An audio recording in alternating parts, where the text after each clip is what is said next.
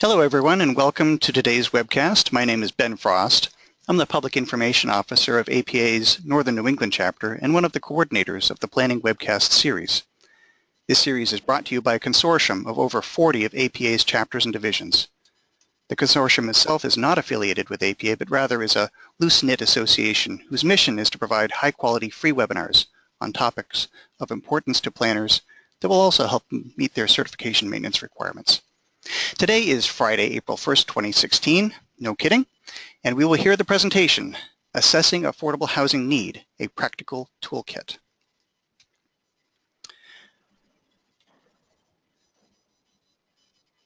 For technical help during today's webcast, type your questions in the chat box found in the webcast toolbar on the right side of your screen, or call the 1-800 number shown.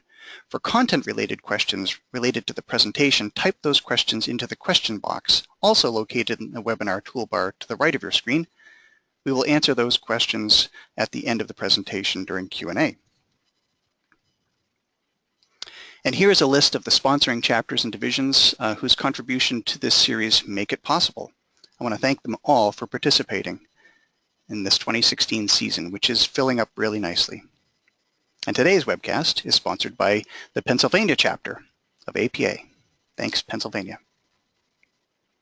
And here's a list of some upcoming webcasts. The slate is filling up fast for 2016, so if your chapter or division wants to host one, get in touch with me, Ben Frost at bfrost@nhhfa.org, so we can schedule something that you might be interested in presenting. To register for any of these webcasts, please visit our website, www.ohioplanning.org/planningwebcast. To log your CM credits for attending today's webcast, follow these instructions. Go into the new APA website, log into your account, go to the CM page, select Activities by Provider, type in Pennsylvania chapter, and you can select the title Assessing Affordable Housing Need, or enter by the event number 9008955.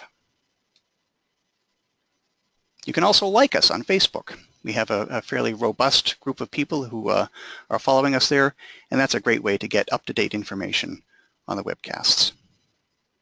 We are recording today's webcast, and it will be available on our YouTube channel. Just go to YouTube and search Planning Webcast to find all of our recordings there. A PDF of the PowerPoint will be available at the ohioplanning.org Planning Webcast webpage. I'd like to now introduce our speakers for today, Jenny Easton and Nick Fedorik. Jenny Easton, AICP, is a senior planner at Mackin Engineering Company, specializing in the preparation of comprehensive plans, land use ordinances, and related planning projects. Prior to joining Mackin in 2015, she worked as a consultant with Mullen & Lonergan Associates, where she served as primary author of more than 50 deliverables ranging from annual plans for Pennsylvania municipalities to broadly scoped housing needs assessments for the City of San Antonio and the Commonwealth of Puerto Rico. Clients have successfully implemented many components of action plans she has developed, including nuanced policies for such complex undertakings as the analysis of impediments to fair housing choice for the Baltimore metropolitan region against the backdrop of Thompson versus HUD, and for the city of Yonkers, New York, during its national focus as a fair housing proving ground in US XREL Anti-Discrimination Center versus Westchester County. Her portfolio includes policy recommendations for a wide array of large and small cities, urban counties, and regional partnerships. Nick Fedorik is a community planner at Mullen & Lonergan Associates. He specializes in GIS and econometric analysis, affordable housing, and community development finance. Nick has professional experience in community and economic development from the nonprofit, public, and private sectors.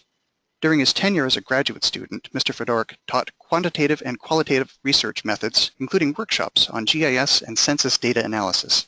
He has extensive experience in spatial statistics, labor market, local labor market mapping and analysis, and econometric modeling.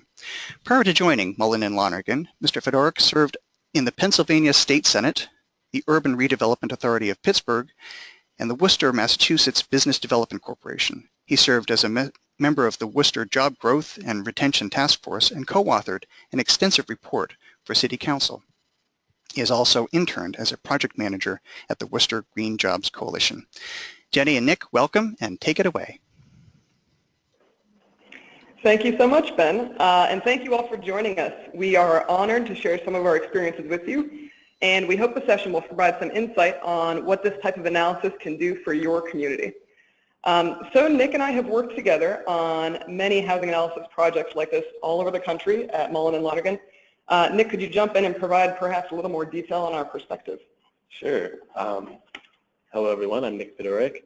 Mullen and Lonergan Associates, or just M&L, is a Pennsylvania-based consulting firm offering planning and development services, particularly related to housing.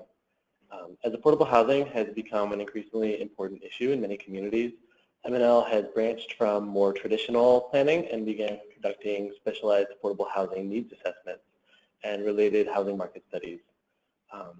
So we will be presenting 3 different methodologies and 3 separate case studies in this presentation. And these case studies approach housing needs assessment at different angles and provide a practical toolkit for communities that need to assess, address, and implement proactive policies to improve their affordable housing landscape. This presentation will answer these 3 overarching research questions. So while housing is one of the foundations of community development and planning, many communities do not actively study their housing market beyond what would be covered in a comprehensive plan or a consolidated plan. So following the impact of the Great Recession, we noticed that many communities across the country were realizing that they need to know a lot more about their housing market than what these plans usually provide in order to create local or regional economic stability for their residents. Knowing where to begin with that problem is often a challenge in and of itself. So this presentation will highlight some of the key factors communities should know about their housing markets. We'll also explain how this analysis can be translated into insights about future housing needs and how concrete policy solutions can be created in order to create and implement a proactive housing policy. So we're going to focus on results in this presentation, and that means that we'll admittedly gloss over some of the more complex or technical components of our methodology, but if you're interested in that aspect of work, we'll be more than happy to answer questions at the end of the presentation or with the contact information we'll supply you with. So just to introduce the concept of affordable housing, what we say when we mean affordable housing, that's a pretty relative term. And what we're meaning is people paying at or less than 30% of their household income towards housing costs. And if you're paying over 30% for housing, this is just a general benchmark that's used by HUD and many planning agencies across the country. And paying over 30% for housing we'll refer to as cost burden throughout this presentation. And when you're burdened by housing costs, you generally have difficulty paying for other sorts of things like transportation, healthcare, food, everything else. Lower income households, even though they have less income, they usually spend higher percentages of it on housing compared to higher income or moderate income households. And particularly within the last few years, as we've seen income stagnate while housing costs increase, affordable housing, especially in cities, has become an increasingly important issue that affects not just these low-income households, but everyone, the moderate income and even higher income households as markets become tighter. So these housing needs assessments, we're going to go over 3 of them, and they're all fairly different, but what they do have in common is that they involve both quantitative data analysis using data from a variety of sources, but also qualitative data collection, meaning stakeholder interviews, talking to stakeholders in the public and private and nonprofit sectors that are all touching the really complex issues in housing. And what we do then is we evaluate the micro and macro level trends, be those demographic, economic, social, anything that's impacting the housing market, we really need to get a deeper understanding of. Quantitatively, a lot of what we do is calculating the gaps between the current supply and the future demand. And the gap is a useful way of conceptualizing housing need because it helps you implement policies that can proactively steer the housing market towards filling those gaps in the future. So what prices and types of housing are currently on the market? What can the population who lives within this market actually afford to pay? And what's the difference between the supply and the demand at different price points, tenures, and neighborhoods?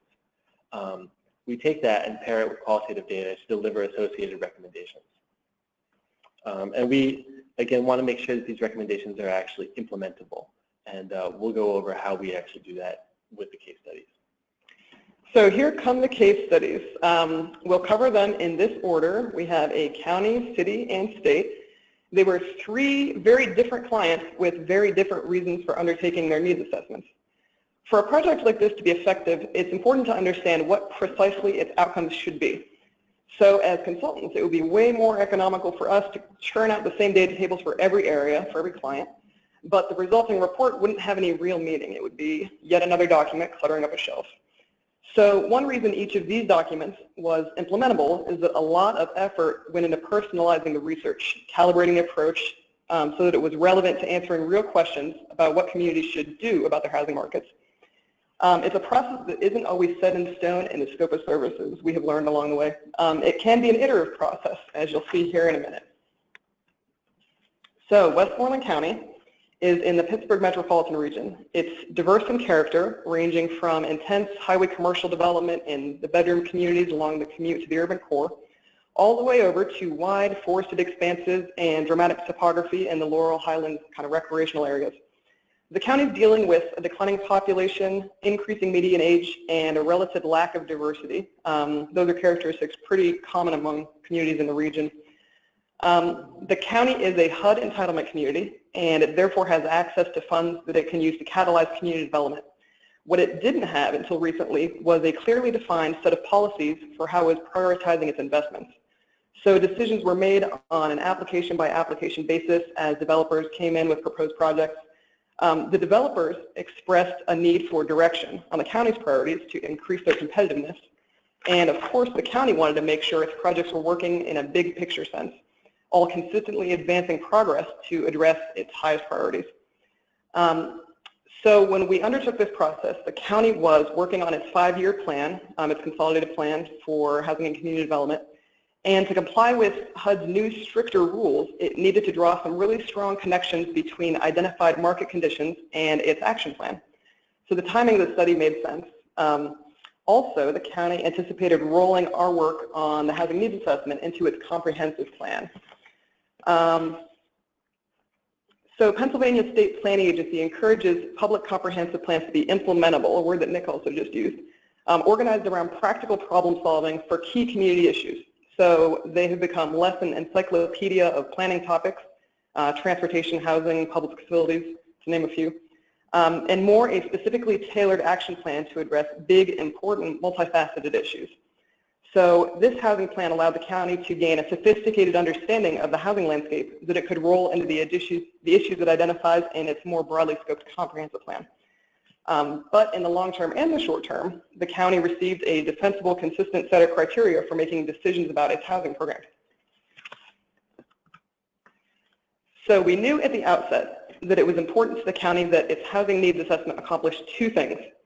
First, we wanted to incorporate directives from HUD on affirmatively furthering fair housing.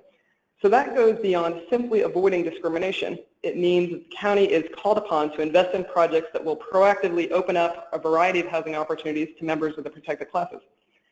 So the opportunity model you see here on the right calls for revitalizing the areas of greatest need as well as opening up access to the more stable areas of the county. At the same time, the county wanted to steward its limited resources in a responsible way by getting the most bang for its buck. So on the left here, you see that we used a neighborhood typology approach to figure out which types of action should happen where. So on the neighborhood typology side, this is a quantitative approach being used all over the country by folks far smarter than we are as well, in which we compare data on housing market trends, things like price, average days on market, vacancy, condition, crime, anything you can find basically, and assign each neighborhood a score and we put neighborhoods into categories based on scores to help assign more precise types of intervention or non-intervention, depending on market conditions. So, for example, you would invest in a tipping point neighborhood differently than you would in a neighborhood that's completely decimated by blight. Our typology for the county, we came to start calling the market status, so that's where, how you see it referred to here. We worked with the county to decide what the most useful unit of measure would be geographically. What is a neighborhood at the county level? The block was too detailed, the census block. Census tract was a bit too large, and block group was about the right size. But because block groups sometimes contain multiple school districts, the county felt that carved them into very different sections. The public school system in Pennsylvania is extremely fragmented with lots of disparity in achievement and resources. So market value and appeal varies widely among local school districts. So for purposes of our research, the most appropriate unit of measure became block group within district. So if half of block group 1 was in District A and half was in District B, those would be two different neighborhoods for our plan. So we came up with one score to describe how healthy and vibrant the housing market was in each neighborhood. It was a cocktail of variables. We collected as many as we could find, maybe 20 to 30, and threw them all into statistical software to figure out which of the variables really defined market differences between neighborhoods in the county. So the important factors in numerically analysis are probably different in Westmoreland County than they would be in other places. Based on those results, we assigned each neighborhood a score, and then most importantly, we took it back to the county for post hoc verification. So we laid out the numbers, laid out the maps, and asked them, how does it look? Does it make sense? So here's what we showed them. Here's our map. We had a conversation, I should say, first of all, about these categories, how to classify status, or what we're calling these different types of neighborhoods. We proposed using stately, strong, stable, struggling, and strapped as the scale. It was too cute. It got rejected. And there's also a potential controversy of creating a self-fulfilling prophecy by calling some neighborhoods struggling or strapped. For that reason, a lot of typologies in communities are not public. Local policymakers often use the information just internally but don't publish it, lest developers view it as a kind of market redlining. The county opted just to select category names that were a little less value charged. So the colors you see here on the map reflect 5 quintiles. We lined up all the neighborhood scores from lowest to highest and then divided them into 5 even categories. Red for the lowest score, dark green for the highest. Each category has the same number of neighborhoods, but you'll see less red on the map because the red weak neighborhoods are in the more densely developed areas, traditional boroughs and small cities that have lost industry and population since the steel industry declined regionally about 3 decades ago. The census draws block groups to capture maybe 600 to 3,000 people, so in the urbanized areas they are smaller. So the map tells a story that's playing out all over western Pennsylvania, thriving housing markets sprawling into suburban hinterlands at the expense of historic population core areas. Allegheny County, where Pittsburgh is located, runs along the county's western border. So the most vibrant markets are bedroom communities with highway access into the metropolitan core. Dark green. On the eastern side of the county is a more rural region with more dramatic topography and forest cover. So the county has intentionally steered development into a development triangle along its western side, extending to the county seat there in the center. So let's move on to the equity side of things. I cannot overstate the importance of visual communication in general. Specifically, maps are a really natural means of describing disparity. So Sean Donovan, former HUD secretary, put it very well. In our hardest hit communities, no matter how hard a child or her parents work, the life chances of that child, even her lifespan, is determined by the zip code she grows up in. HUD's Communities of Opportunity approach considers not only housing quality and price, but economic, educational, and other building blocks that really describe the quality of life in a given neighborhood. It results in housing policy that emphasizes not only the creation or preservation of affordable housing in those impacted neighborhoods, but that affordable housing opportunities shouldn't be warehoused there. A variety of options should exist so that people can choose the environment that will make them the most successful. So how do we illustrate opportunity? It means different things in different communities. So for Westmoreland County, we started with the categories HUD has used nationally and adjusted them to make them relevant to the county. The county considered how people choose a place to live there, what makes a place more or less attractive. So school district, as I mentioned before, is very important. Poverty became a proxy for a lot of related things, generally describing neighborhood condition. Labor market engagement described the preparation and participation of people living in the neighborhood in the workforce, which seemed less important locally. However, access to jobs was important. This measured the average distance from a given neighborhood to local and regional job concentrations controlled for competition. The county felt that the health hazards exposure, which focused on known pollution sources, was less relevant, as was transit access. It's a suburban county with limited transit. Instead, we used a connectivity index that measured intersection density and a quality of life index that measured proximity to resources like parks and full-service grocery stores. And here's what we ended up with. The triangle you see there in black is the development triangle I mentioned. It's the county's focused growth area, just shown there for comparison. So similar to the market map, you may notice that the red areas with lower scores appear smaller on the poverty and education maps because they're concentrated in the more dense urbanized areas. By contrast, the low score on the connectivity map is in the much larger, sparsely developed rural areas. The mishmash you see in some of the other maps reflects regional analysis. So job access and amenities, in some cases, that existed beyond borders and access people had to those areas. For instance, while there are lots of jobs in the commercial corridors along the county's western border, most of the people who live there drive to Pittsburgh for work, so they had a longer commute, therefore less access, as we defined it, to jobs. So here we had all of these scores, the market typology on one side, the opportunity mapping, and those index scores on the other side. And we struggled with the county on how to make that useful to policy decisions. So you see the scatter plot here. The very first thing we did was give everything a master score based on opportunity index and market score, and throw each block group within a school district onto this scatter plot as a dot. It looked neat, but it didn't really mean anything. It was not really useful to making decisions. So the county challenged us to keep working on it. And what we ended up doing was using each set of results separately rather than combining them into one ultra-definitive score because it lacks nuance. So what we ended up with in the recommendation section was a set of recommendations for each type of community, so strong urban area versus an average rural. And the opportunity maps are used kind of on a decision basis to evaluate potential projects for the way they score on those individual metrics. So in terms of implementation, the county has used the opportunity overlays already to prioritize its federal CDBG and home investment through the consolidated plan and annual plan. And they're working on using these indicators to examine potential sites for a new land bank.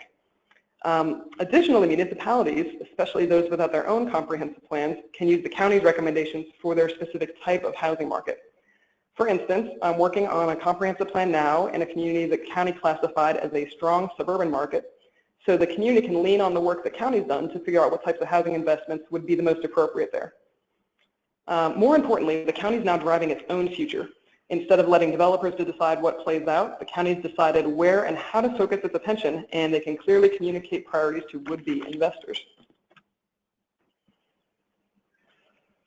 So we also did a housing needs assessment in Colorado Springs, Colorado, which is, in addition to being a city, a very different place from Westmoreland County.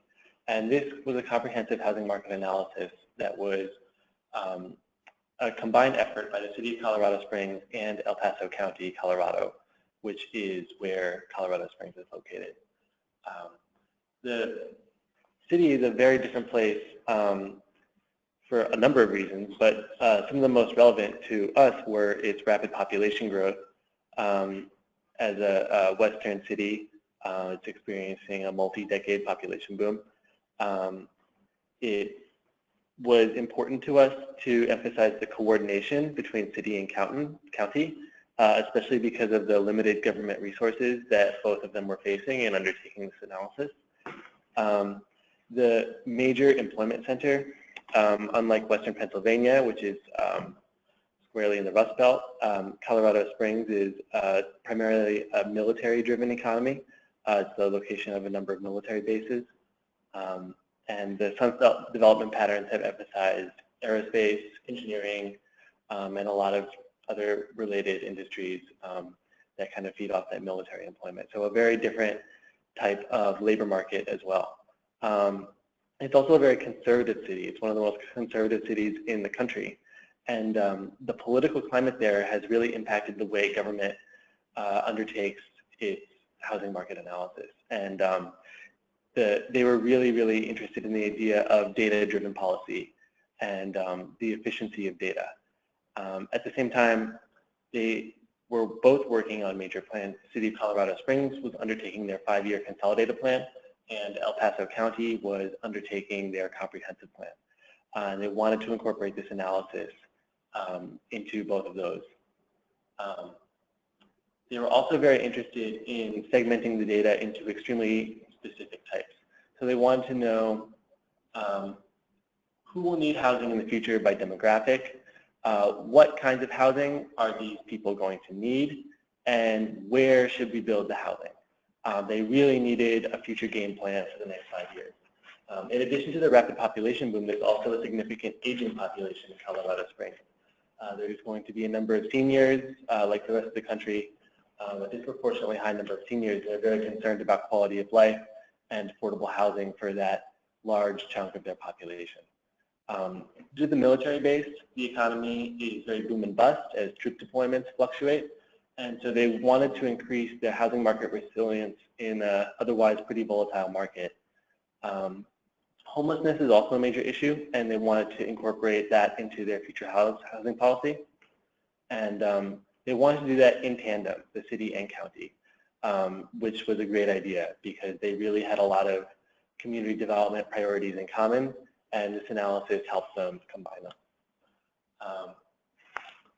Another important aspect was that Mountain Metro Transit, which was the major public transit service in Colorado Springs, was doing a TOD plan, and they were interested in the idea of connecting housing and affordable housing needs into the new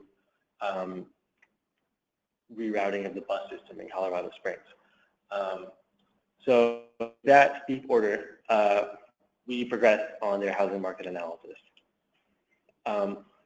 One of the things you can see in this chart is that the natural increase of population is fairly stable, but the net migration is all over the place.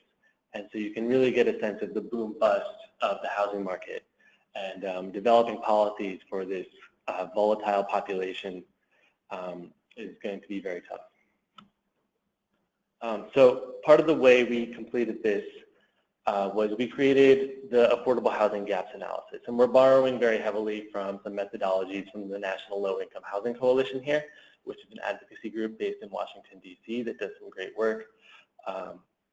And what we're really trying to do is generate the exact number of affordable units that are quote-unquote missing from the inventory. So given the income distribution of all the households in this area, and given the distribution of all the housing units that are priced at certain levels, what's the mismatch?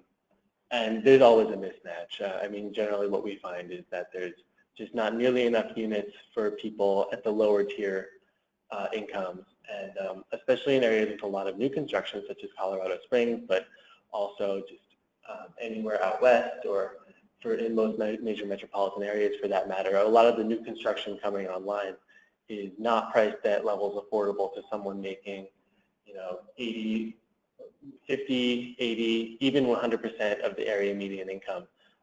New construction tends to be high-end and not necessarily fulfill these gaps. So in order to do that, we use data from the public use microsample, which is a data set from the census, and we examined the distribution of the population that way. This data set is excellent. It contains individual census surveys for each household that contains data on tenure, income, household size, and there's another public use microsample for housing units. And so we can actually see some of the housing unit characteristics that way. So things like number of rooms and other unit-specific variables.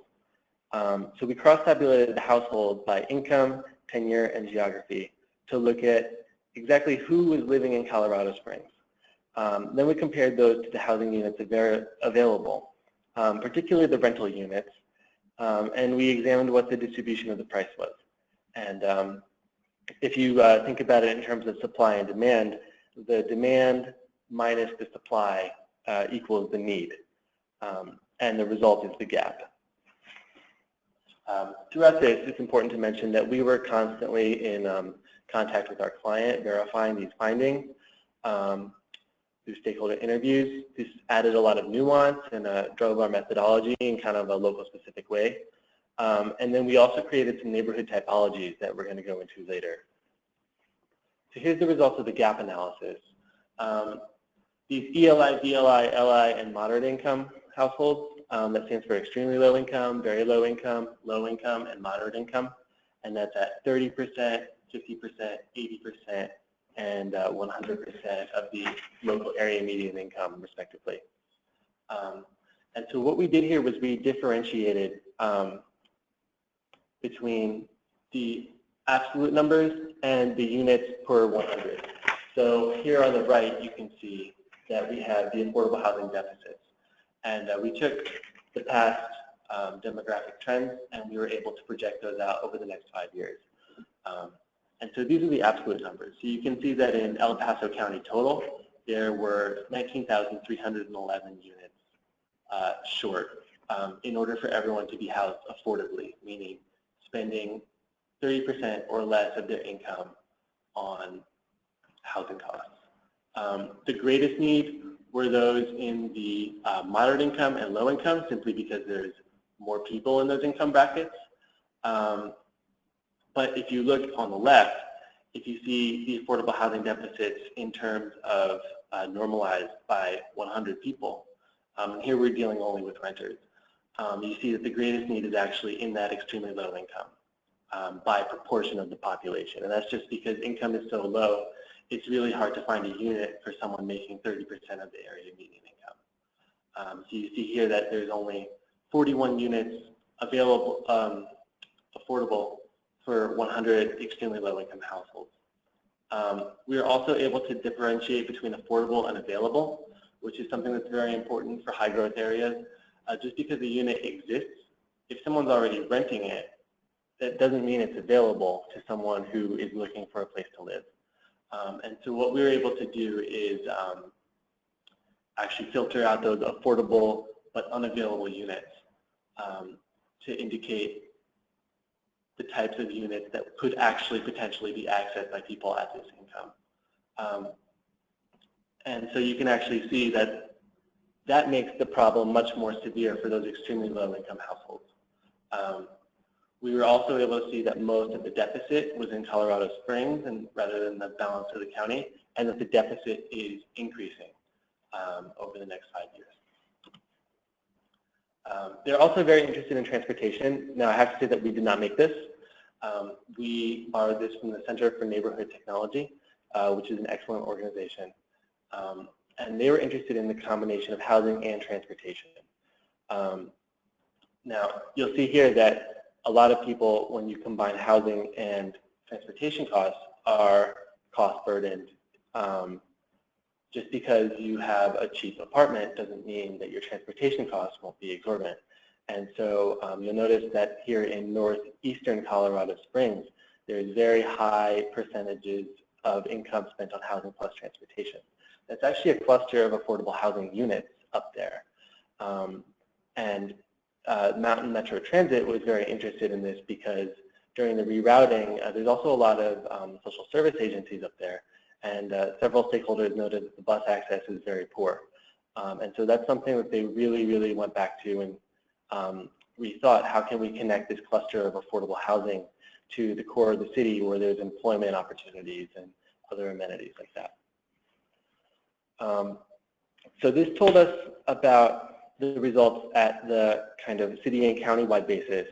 But now that we know how many units we need, the county and the city kind of thought, well, what do we actually do about it? So to provide some guidance at the neighborhood level, we created neighborhood typologies to assess more localized conditions. So this is a very similar process from Westmoreland County in terms of process, but we did use different variables.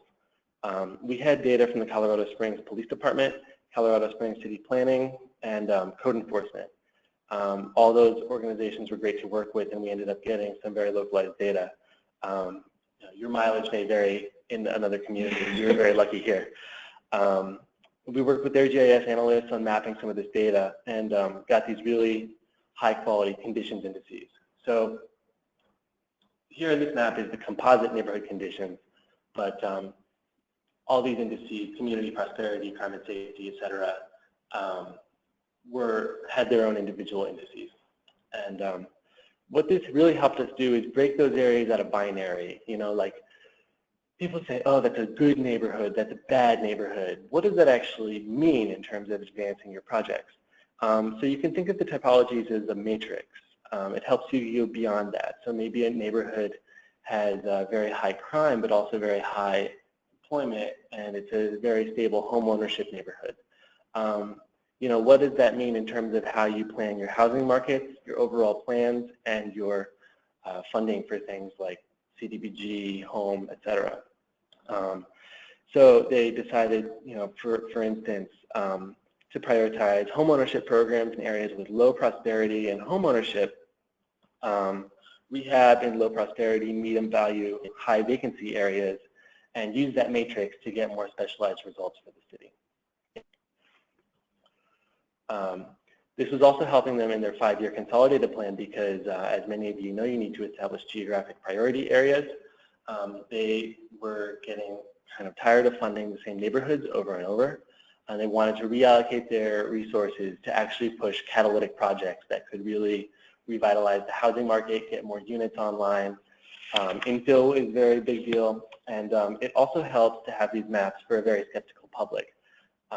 In a very conservative city, this data-driven approach really can get the public more engaged and thinking about planning in a different way than the usual skepticism. So here's, after the housing needs assessment was completed, the city used a lot of this in their 5-year consolidated plan. The county had a much richer portion for their comprehensive plan. Mountain Metro Transit was able to use this in their rerouting initiative. And the continuum of care, which we didn't mention before, they were really interested in the homelessness aspect, and they were also restructuring their internal structure according to housing needs. And they were able to use the results to prioritize the homelessness and veterans mental health programs that they were unveiling as part of their restructuring. Our third case is the state of Washington. Our client was the Washington Department of Commerce, and they had very different goals. They wanted to create a foundation for statewide policy development, but they wanted to do it at an approachable level. They wanted hard-hitting analysis, but they wanted it in a soundbite. They wanted to establish a baseline for future analysis too. They wanted replicability. So in 5 years, they wanted this study to pretty much automatically update, which was a challenge. And they also wanted the same as in Colorado Springs. They wanted that data-driven planning, that data-driven housing needs assessment. Where do we need housing? What kind of housing do we need? And what households at what incomes need it the most?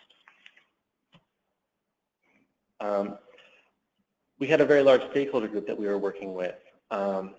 And within those stakeholder groups, we kind of had some conflicting agendas. We came in here with the experience of these two housing market analyses, and we kind of felt like we had a good group on things.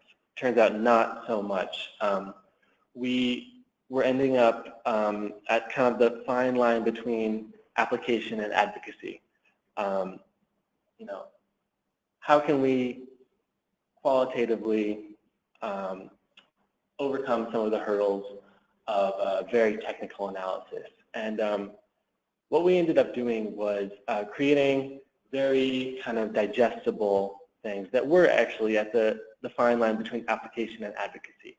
And so we kind of thought internally about this a little bit like Thanksgiving. Like, I don't know about how your Thanksgiving is, but at mine, there's a vegan, someone's gluten-free, someone's on a cleanse, someone's vegetarian, someone's doing a juice diet. So we have to figure out something that works for everyone. So we usually cook a very simple meal that everyone can enjoy. And this is what we did for this housing needs assessment. We created these very simple metrics that were extremely effective at conveying a point.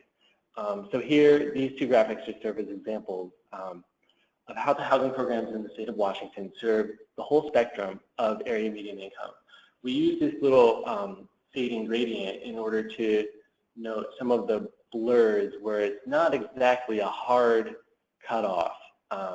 And this was very effective in conveying that point. On the other hand, we were really interested in comparing the mismatch between housing unit size and household breakdown. You know, in Washington, there may be a lot of young professionals in the Sound region by Seattle, and there may be a lot of larger families in the rest of the state. How do we actually compare that? And we found that the easiest way was to actually do it the easiest way, which was just to compare the breakdown of people to the breakdown of the units. And this very simple chart was really the most effective way we did it. I suppose this would qualify as another example of a really complex data set translating into something instantly readable, something that communicates simply. A major component of our project was to collect data from a wide variety of housers, public housing authorities, tribal housing agencies, homelessness, human service providers, state agencies, and create one master inventory of all subsidized housing in the state. So if you have worked with data sets that are created by public housing authorities and other state agencies, federal agencies, you understand what a Herculean task this was. So what we ended up with was a gigantic database, including on the site and unit level about subsidized construction and rehab programs across the state. It did not include emergency and transitional housing for the homeless, seasonal farm worker units, or tribal housing, which we ended up analyzing separately. It was an apples and orange type data set problem. It ended up being a robust enough data set to run some interesting descriptive statistics. So we compared units to the people eligible to live in them, which I think is reflected in the image Nick just showed you. We compared sizes of households and income bands to subsidized housing for which they were eligible, and noted that extremely low-income households were way more likely to be single-person households. And subsidized inventory was more than 50% designed for single occupants, as you can see here. This map illustrates a subsidized inventory shown as dots of varying sizes by number of units in comparison to the percent of households in each geography that were cost burdened. So this shows us where cost burden compares to the location of subsidized housing. Both are concentrated in the Puget Sound area, no surprise.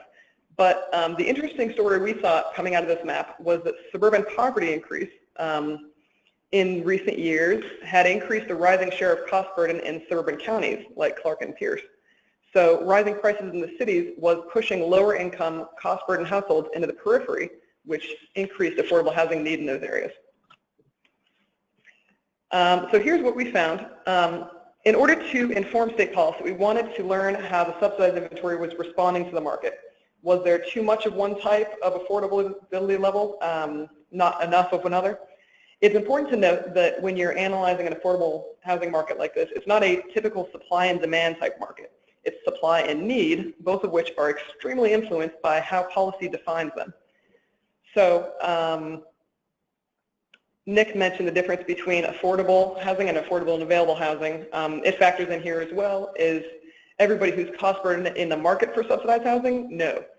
Some are wealthy and paying a large percentage of income for palatial homes, so we had to control for that. We found that program design drives the differences in units available at certain prices.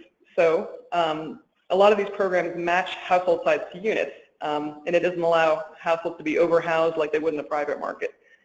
For instance, you wouldn't have a 3-person household living in a 9-bedroom house in affordable housing, in theory. Also, probably not surprising, we found that the eligible households vastly outnumbered available units at each income tier. Finally, we analyzed units at risk of conversion to market rate and units in the pipeline for development that we were aware of to get a sense of future need. We also created another gaps analysis for the state of Washington, and we did it at the statewide level, and we also broke it down at the county level. And again, we used the public use microsample from the census to segment population by income tier, housing cost, and geography. We were also able to distinguish between affordable and affordable. We did emphasize the user friendliness. Based on some of the confusion that the gaps analysis has created in Colorado Springs, we decided that we would project, similar to the National Low Income Housing Coalition, the 0 to 30 and the 0 to 50, which is where the biggest gap is. And again, we're doing those in terms of both absolute numbers and per 100 households.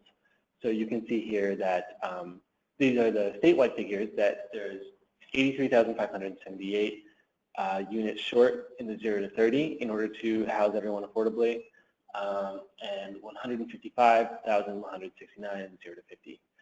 What that translates to in terms of 100 renters, which is the real kind of digestible part, is there's only 27 units per 100 extremely low income households and 41 from the 0 to 50 price range. That's a lot more user friendly, and what we found was that that's more useful from an advocacy perspective as well. This didn't change the results, but it emphasized the main takeaway, that the gap was severe for people at the lowest income brackets and there's overwhelming need. We were also able to do this by county for the entire state, and we were also able to map it. So this was one of the culminating pieces of the report. Speaking of advocacy, it's an illustration very important to state leaders making the case for affordable housing investment. As you can see here, in many areas of the state, for every 100 extremely low-income renter households, there were fewer than 25 affordable and available rental units. So that's a real barometer of affordable housing need. One of the main portions of this was the advocacy perspective, and for that we created these geographic profiles. Because this was a statewide analysis, but a lot of the most important housing policy will get made at the local level. We created these geographic profiles that had useful data on affordable housing and the overwhelming need for it in the state of Washington at the county level. And this was very useful data, but we presented it specifically for people who don't use data. As you can see in this profile, it's pretty intuitive, pretty easy to read. We basically designed it so that you could give it to an elected official in an elevator. It's the elevator pitch of affordable housing advocacy. And we made it as clear as possible with the hope that clear data would mean better policy. Here's the back page of this 2-page document. And what we were able to do was create one for every county. And what we did was we synced the inventory to the demographics containing expiring units. And so you could actually see the distribution of at-risk units that were at risk of their affordability periods expiring. And we created that for every county as well as every urbanized area. Because of the emphasis on replicability, we created these profiles with direct links to the actual data in Excel. And we wrote scripts so that they would automatically update. So in 5 years, when this study needs to be reevaluated and redone, the client can just plop the new data into the data fields, and it will automatically update, the graphs will adjust, the inventory will adjust, the maps will redefine themselves, and everything will be updated automatically without the need to do another, admittedly somewhat expensive housing market analysis for the entire state. So what did we learn? First of all, no one cares how sophisticated or cool your data infrastructure is if what it produces doesn't communicate powerfully. I can't tell you how many times during this project in particular we were chuffed. We were so proud of ourselves for coming up with elegant, sophisticated research solutions. The client was unimpressed unless we gave them simple answers to their basic questions that communicated powerfully, easily, things that they could, like Nick said, take out of the document and hand to a state legislator in a given region, things that would tell the story. So those are the most important things we learned, maybe the most important takeaway from this particular project. Overall, the research questions will and should be different based on existing conditions and local needs. So in each one of these communities, I think you noticed that the client set out with a different set of questions, and the research kind of needed to adapt to answer those questions with the best available data, which was different in each situation. We had to keep the reader in mind as well as the reason we were writing the report. So in Washington and Colorado Springs, staff needed those numbers for advocacy, where in Westmoreland, you'll notice we didn't have a culminating gap number. It wasn't important to staff who wanted to use a report to calibrate their program delivery. We also learned that the transparency will improve the usefulness of the document, and that actually ties into the last bullet point of not underestimating the qualitative research component. You know, when we work with these communities, what we say over and over is our data is your data, and what we mean by that is that we want to be totally transparent in every part of this housing needs analysis. Housing is should not be a secret, and the housing data is critically important to vet qualitatively with the experts in the field. We'll never know the housing markets as well as the people who live in them. And while there are preconceived notions of certain elements of housing markets, it's so important to get that detail at the block by block level that we'll never be able to fully understand without neighborhood level expertise that local staff will have and that the community will have working with these nonprofits, public sector, and private sector developers who have this insider knowledge. And so when you make a document more transparent and when you make methodology more transparent, it improves the usefulness by allowing a wider range of people to understand, edit, and eventually improve the document as long as you're in constant communication with them. So overall, we have a few conclusions to offer you. First, no matter how large or how small, how affluent or financially strapped, how professionally staffed your community is or not at all, every community can benefit from gaining a clear understanding of how people are able to access housing and how trends are changing over time. Knowing these things can help strategically design programs or build budgets, help communities get more bang out of the ever-diminishing buck, and it will probably help them successfully apply for outside resources, make them more competitive for grant opportunities. This type of analysis can be conducted a lot of ways at a variety of depth levels and geographies, as you've seen here today. Different analyses tell different stories, as we've shown you here. So I suppose with that, we will turn it back over to Ben for questions. And if you have any questions that do not get answered in the Q&A section, you can please do actually shoot them to me. My address is right here. And I will vet the questions for the two of us. Okay, great. It's a wonderful presentation, and as a person who is steeped in housing as I am, I found this to be illuminating and really instructive. Well done. We do have a few questions, and there are more coming in. And I wrote down some of my own too, and I wonder, Nick, when you were going over the state of Washington housing needs assessment, and you had the infographic for King County, I think it was on the second, the flip side of it. It shows a map of subsidized housing inventory. Yeah, that one right there. It shows extraterritorial distribution as well. I wonder what's your thinking there, and how do you see local officials looking at stuff that's beyond their boundaries?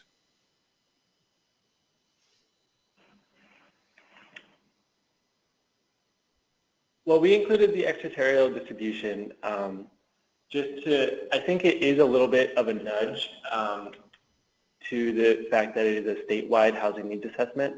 And also, as Jenny mentioned before, the issue of suburban poverty is so prevalent, especially in this region. And this is King County here, so you can see a big cluster in the city of Seattle and its areas. And you can also see a lot of areas outside of it, some of which do have these expiring units. So I think it is a nudge that regional planning is very important for attacking affordable housing needs, and I think that's kind of a gap in a lot of areas. In Colorado Springs and El Paso County, it was extremely beneficial for everyone that they work together to make a regional housing market assessment. And I think that's kind of a nudge towards that implication for these county profiles. I think you'll see in a lot of these maps, we considered things happening outside of the border of our subject community, just because that's a natural state of affairs. So when we are calculating these opportunity maps and considering job access, it made a lot of sense to consider job access across the metropolitan region, not within one county, because certainly people are driving across the border. Great, thank you. And Jenny, to you, when you were talking about Westmoreland County, you talked about the typologies and choice of words in communicating meaning of the typologies. You know, numbers are one thing, but the words have real power, but they also can be pejorative and carry baggage. So it looks like you settled on strong and weak, and I wonder how those neighborhoods felt that were deemed to be weak. You know, I wonder, that was kind of a controversial decision. As I mentioned, a lot of communities will hold their typologies internally as not to create a self-fulfilling prophecy of not investing in weak neighborhoods. I suppose the county didn't feel that it would be a big deal. I mean, it's obviously a public study. I don't know, maybe there's some measure of self-awareness among those communities, I'm not sure. But that was the decision they made. Of course, not everyone can be above average. I mean, that's so. Let's get to some the attendee questions. This is a question from Michael. How does being a military town affect housing affordability? Great question. Better because of on-base housing, BAH payments, VA home loans, or worse because of deployment schedules and low pay? That's a very interesting question, and all those points are very relevant to the housing market. And you're right that it's a very mixed bag. In Colorado Springs, and we've worked in a couple other towns where the major employer was military or military related, and troop deployment, if those do occur and the population does fluctuate, it can fluctuate very wildly. And so we heard it from local businesses, we heard it from housing specialists, we heard it from everyone in a wide cross-section of people we interviewed, that the troop deployments were a major, major factor in the housing market of Colorado Springs. We did notice, we went through the Home Mortgage Disclosure Act data as part of this. There were a disproportionate number of VA loans that were distributed in Colorado Springs relative to some of the other communities that we work in. A very, very high number. And that's overall a good thing for improving home ownership. The on-base housing tends to be utilized, but it still spills over into the local housing market. And actually we find that it's tied into the aging population of Colorado Springs as well, because a lot of people who were in the military remember Colorado Springs very fondly, and after their careers they decide to move back there. And so there are, in addition to the kind of quote-unquote normal aging population there of the boomer generation, there's this aging military population that the base has kind of retained. So it's a very complicated issue, and all those points are really relevant to the housing market analysis we conducted. Sure, and that's really an interesting point. I used to be the planner in Kittery, Maine, which is home to the Portsmouth Naval Station where nuclear submarines are repaired. There was also the Pease Air Force Base, which had a commissary, and a lot of people settled in that area because of the availability of the commissary, that retired veterans. And that was an indication of the age of the population as well. Jenny, here's a question for you. This goes back to a slide where you were talking about, I think this may have been the state of Washington, and you made a reference to assisted housing, and so I guess this is a jargon question. What in this context, what do you mean by assisted housing? I think in this particular project, we had been using the word subsidized and assisted interchangeably. So anything that was touched by public funding at any level. Right, and I think that's important for people to recognize because people in the housing industry recognize assisted housing as being subsidized in some way. It doesn't mean that it's accessible for people with disabilities. Right. We have a question from Ed.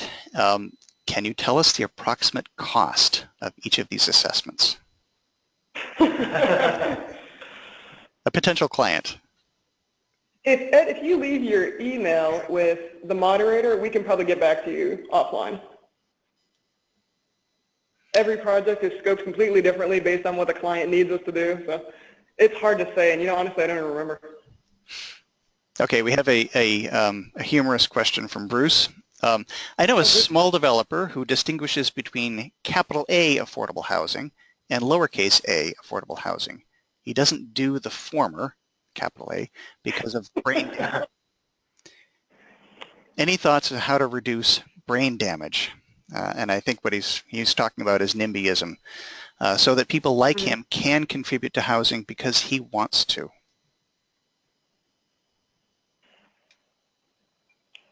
There have been a lot of stabs at this over the years. I mean, you have heard the term workforce housing bandied about as well for the same purpose. I think part of it is raising public awareness through studies like this, through the advocacy of clients like Washington State who are taking these materials and these arguments to their legislators and making the case for affordable housing. It doesn't mean that, undesirables is a word I've heard in meetings, I'm using air quotes, are moving into the neighborhood per se. We have demonstrated in a lot of communities that nurses and teachers, people really important to the well-being of a community, often can't afford to live there. So I think it's about the narrative and the continued work through these studies and these clients undertaking this kind of advocacy that the attitude will slowly change, we hope. Well, hope springs eternal. We hope that too. Question from Joanne.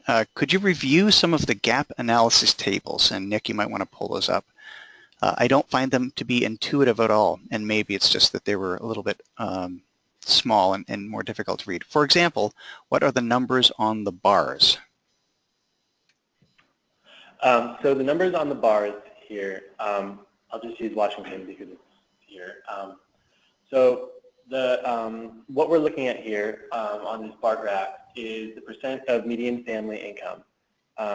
And so from 0 to 30% and 0 to 50%, that would be everyone making within that bracket. So let's just hypothetically say that the median family income is $100,000. That would be $0 to $30,000 and $0 to $50,000. And what we're looking at here is the gap between what units there are and what people can pay for them.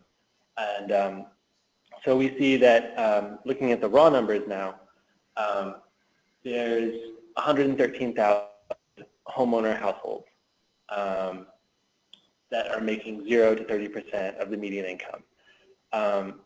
Now the gap between what is affordable and available is about 83,000, which is the difference between that number and the number of households there. So now we have 83,578 households or housing units missing. Like, so what? And so I think this is a very good question. Well, so what? And so what we found was that it was much more effective to show it per 100 people. And so now we see in the state of Washington, if you're making $0 to $30,000 in this hypothetical example, there's only 27 units that are available to you for every 100 renters. So there's a very significant shortage. And the 41 corresponds to that same analysis for the 0 to 50. There's more units because that includes people from 30% to 50% of the median family income. And you're right, this is not exactly intuitive. It's a pretty tough, we could spend an entire presentation just on affordable housing gaps analysis methodology. And we have spent many hours discussing it internally. But the gaps in the numbers correspond to the number of units that are affordable and available for every 100 households. I hope that answers your question. Well, we'll find out. We have a question from Brian, and this gets to generalizations at different levels of analysis. And he asks, as part of the county analysis, and I think he was talking about the Washington State Housing Needs Assessment, did you encounter any problems with creating generic recommendations based on neighborhood type rather than for each individual neighborhood? We did this, this might be relevant to the Westmoreland County study. In the recommendation section of the report, we had a set of county-wide recommendations that related primarily, I think, and I'm remembering a few years back here, to priorities the county should have overall in investment and recommendations about the way it was running its program. So then we had recommendations for each neighborhood type. So, you know, in a strong neighborhood, you would do these types of things as opposed to, you know, a weak rural market versus a middling rural market. We had general policy recommendations, and of course the county understood that not every approach would work in every area. County government's very familiar with each of the neighborhoods within its jurisdiction. So it could use those tools to kind of go in with a context of best practices for each type of neighborhood, and then it had its own local set of tools, whether those were the opportunity maps for each given area, their own sets of data mapping and analysis that could inform what precisely would be appropriate for any given situation. Great. And Julie asks, what technical training do you recommend for performing this type of analysis other than going to grad school? I think the most useful technical component of this for all of us here was just understanding the different types of data sets that are available from public sources. I mean, the American Community Survey and the Public Use Microsample, both of which are put out by the Census Bureau, offer amazing data. And I might be preaching to the choir here, but it's been the backbone of these housing needs assessments, especially in areas that lack local data. For example, in Colorado Springs, we were very lucky to have crime data and code enforcement data. A lot of the time we have to proxy, and a lot of the time the best source for proxy data is a set of variables from the American Community Survey. So understanding that and knowing how to cross-tabulate those data sources is not the most technical skill in the world, but it's probably the most useful for all three of these case studies. I agree. I think a lot of studies were a matter of finding out what data is available, so that would be really important, having a mastery of these data sets, and then coming up with ways through your stakeholder outreach and your consultation with the client to figure out what questions you need to answer, and then using the data to answer those questions. And if I'm recalling correctly, the use of proxy data was really important in the Westchester case, wasn't it? In New York? Yes. You know, I'm not as familiar as I should be. Okay. It's been a while. I think it was. Well, we can go back some other time and look at that. So here's a question from Mark. Have you considered using the data and simple data communication techniques in the workforce development arena? One approach to housing affordability is to try to increase the earning power of those who can afford housing so they can afford better housing. Yes, that is a very good point, and that's something that I think as housing market specialists, we're always on one side of the coin when there's that whole other aspect of housing affordability that needs to be dealt with. I think for a lot of housing specialists, it's easy to just stay on one facet and forget that it's such a complicated issue that just doing a housing needs assessment isn't going to solve the problem. And you know, we do use Bureau of Labor Statistics data, and we do look at things with labor market and economic development strategies. And I think some of the most successful housing policies have been those that have tied economic development into affordable housing initiatives. And I think the real kind of link between those things is transportation. And that's why it's so important to tie these housing needs assessments into comprehensive plans and consolidated plans. And you know, in Colorado Springs, we had a TOD tie-in to the housing market analysis that was really important. So it's definitely something that needs to be taken into a larger context. And recognizing the flip sides of that same coin, here in New Hampshire, we've been strongly advocating for a long time that housing is part of the economic infrastructure as much as water and sewer and highways. I think this is a really important message. Here's a question from Ed. It seems that we're losing ground across the country in addressing affordable housing needs. Did any innovative strategies emerge out of these assessments?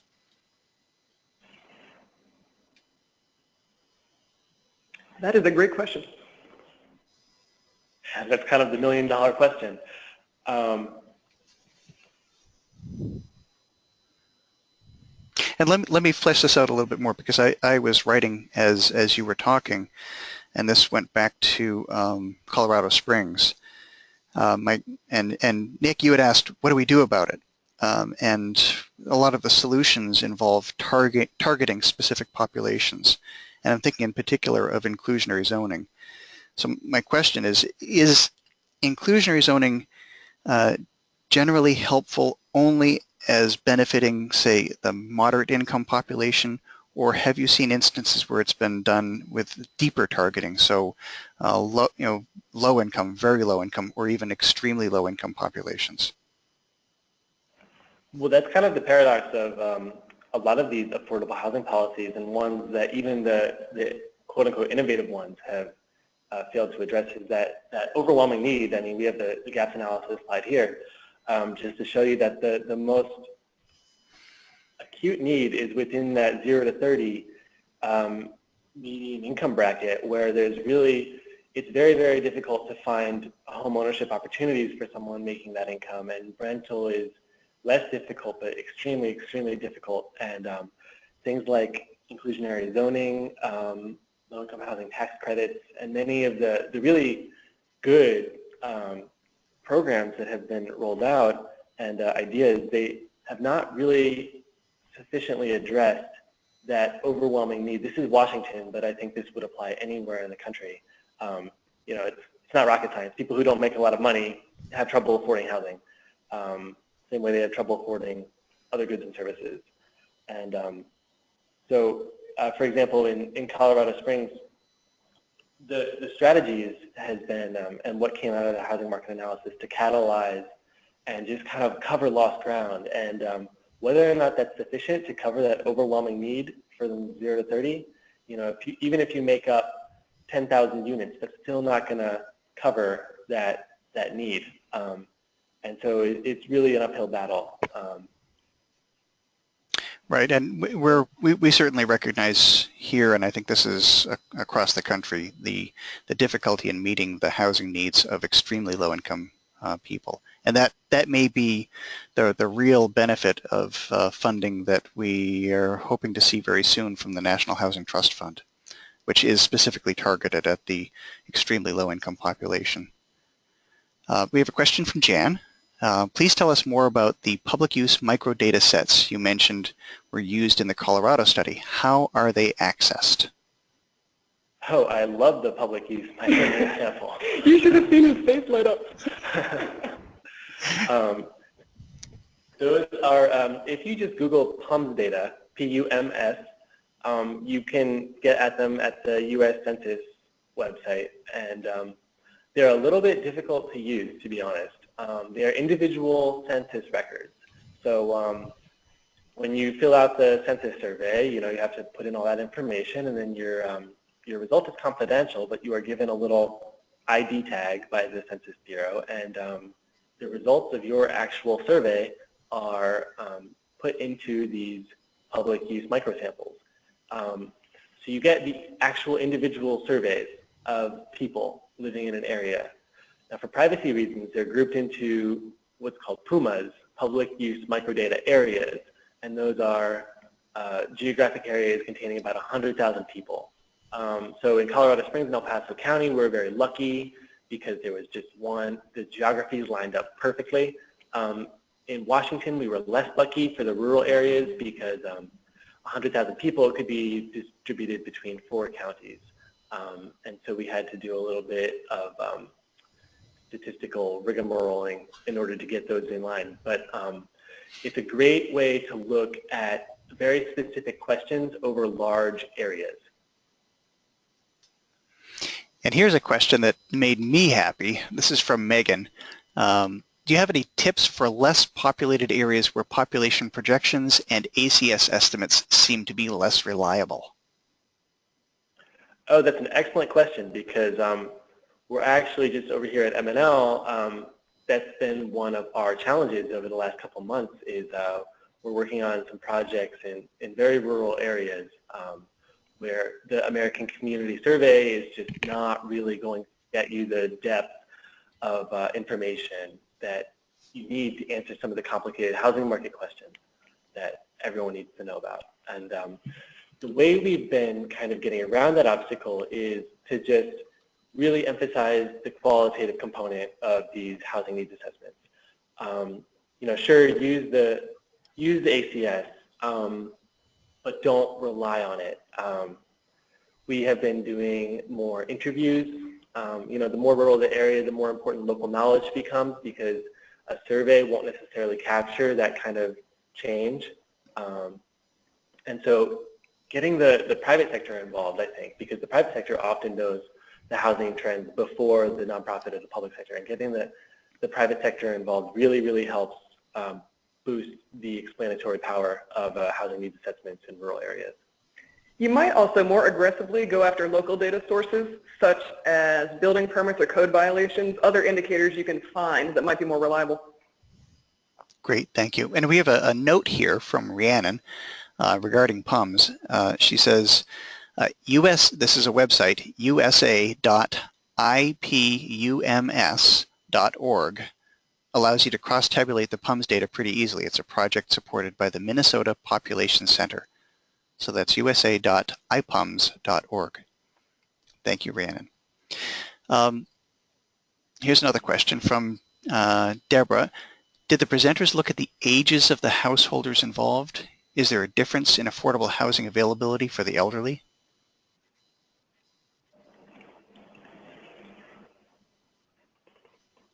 We can cross-tabulate by age. We did in Washington. I'm hard-pressed to remember the results. Yeah. Certainly, for those on fixed incomes, affordability is a major concern. Also for young householders.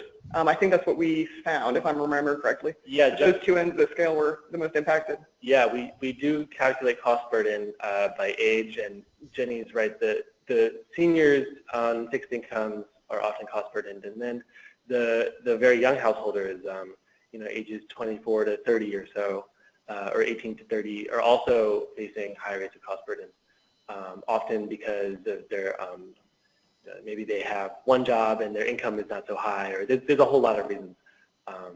But age is also very important, and with that becomes accessibility, because if you're talking about availability and you have a physical disability, then there's even fewer affordable units that you could theoretically live in on the market.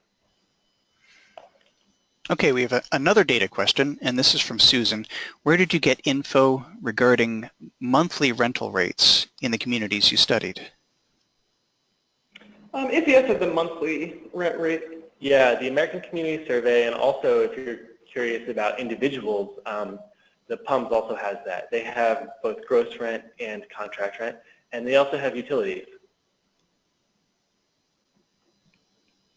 And question from Donna, is there software available to plug in data? What's your recommendation, and where can it be purchased?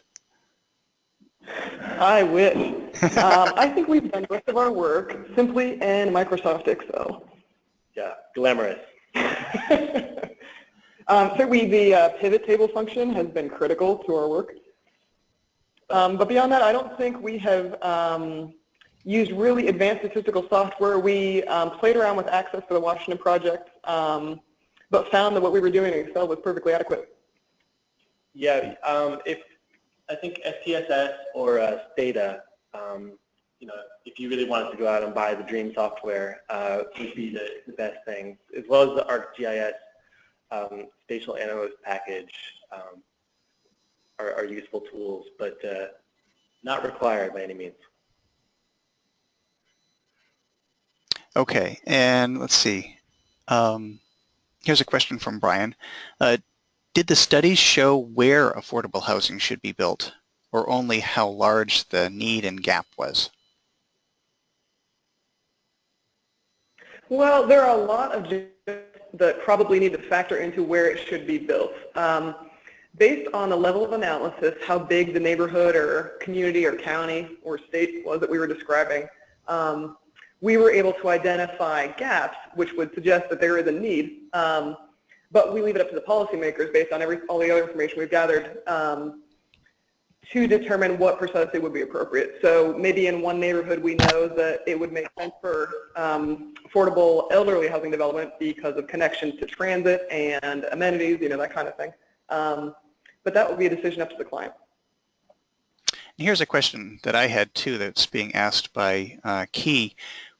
Would local governments use your analysis results for reinvesting in low or moderate income communities or being obligated to provide affordable housing in, say, non-Black and high-income communities?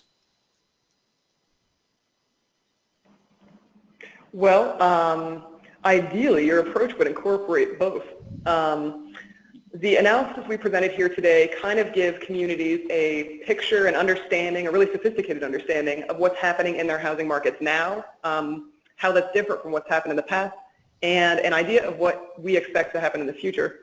So then they're equipped to take it to the next level, kind of as Westmoreland did with its analysis, applying all of these market trends to the communities of opportunity model. So we know where the opportunity-rich neighborhoods are. We know where our high-impacted, high-poverty neighborhoods are. That allows them to make policy decisions and investments that reflect both the market realities and the aspiration to both increase affordable housing choice in higher opportunity areas, as well as impact the known problems and long-standing issues in the highly impoverished neighborhoods.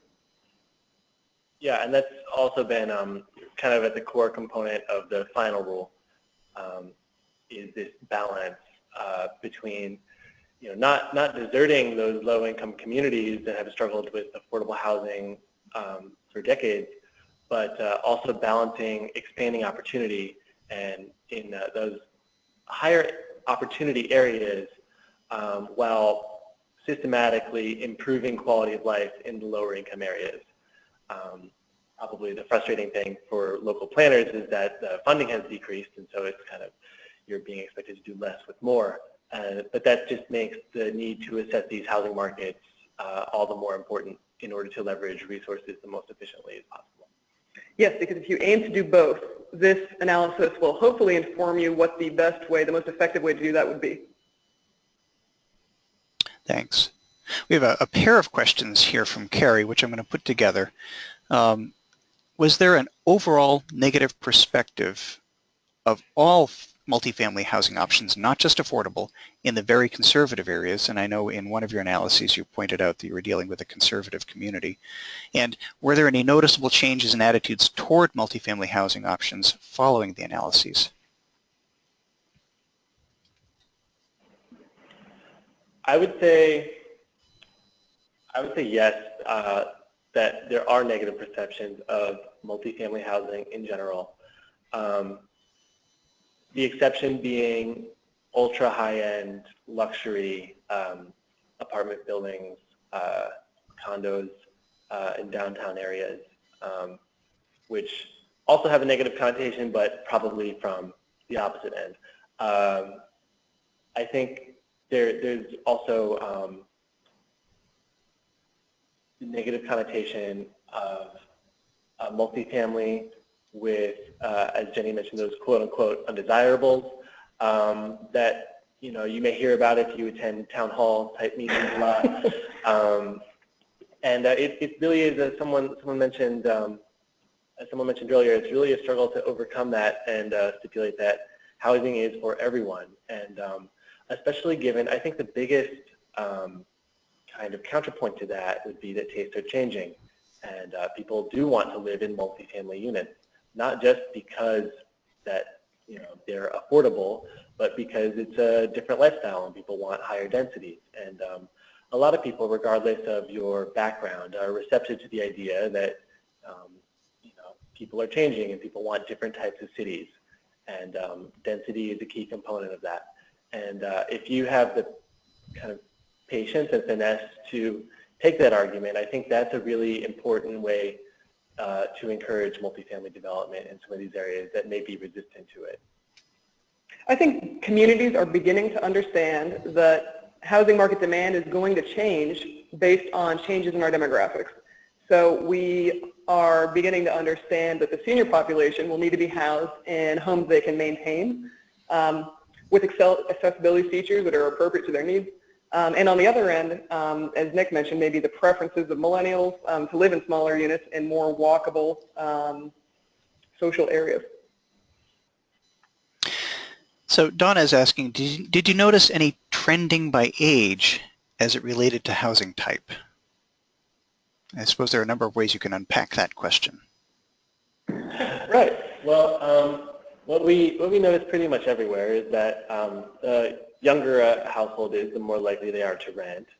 Also, the younger a household is, the more likely they are, or the lower their income tends to be, until you get to the oldest brackets, in which case the kind of proportion of people living on fixed incomes tends to turn that into a bit of a bell-shaped curve.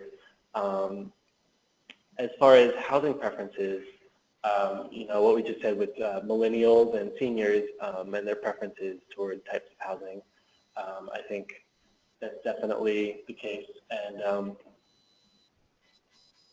as far as other trends by age, I guess the other thing is cost burden.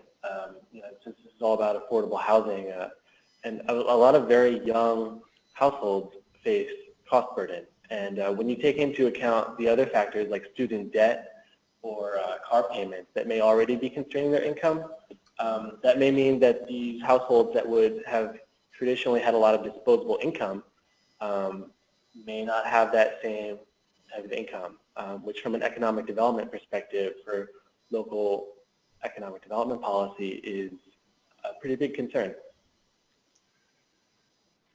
Okay, we have a couple of comments here. One humorous from Thomas. We got around the resistance to affordable housing by calling it workforce housing. At one meeting, I was accused of promoting forced labor. So we got to be careful about the choice of words. And Jana points out, in terms of creative solutions, her community, and I looked it up, is the community of Spearfish. I'm not sure what state that is. She said that they used a tax increment finance district to buy land for their land trust. I'd be interested in exploring that. Let's see. And here's a question from Gregory. Has there been any effort to quantify the underground housing market, such as those circumstances where individuals rent a room by very low weekly payment, fully undocumented via cash-only transactions? This may represent a significant housing provision in the poorest of urban communities.